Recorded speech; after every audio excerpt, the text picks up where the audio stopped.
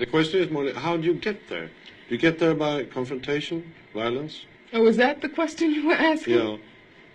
See, that's another thing. When you talk about a revolution, most people think violence, without realizing that the real content of any kind of revolutionary thrust lies in the principles and the goals that you're striving for, not in the way you reach them.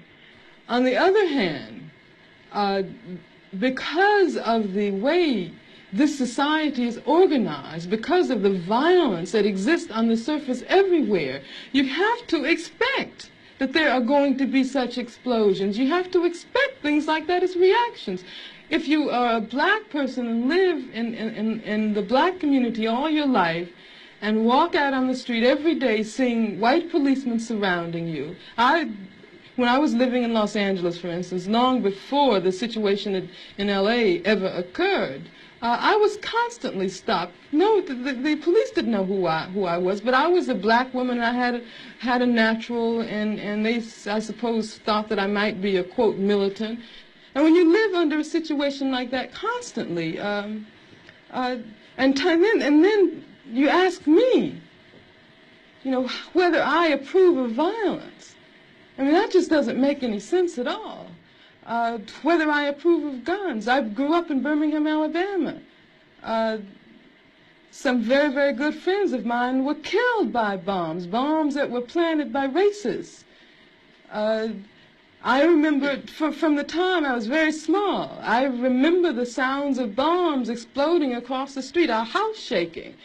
I remember my father having to have guns at his disposal at all times because of the fact that at any moment we might expect to be attacked. The man who was at that time in complete control of the city government, his name was Bull Connor, would often get on the radio and make statements like, niggers have moved into a white neighborhood, we better expect some bloodshed tonight. And sure enough, there would be bloodshed. After the 4 young girls who lived, one of them lived next door to me. I was very good friends with the sister of another one.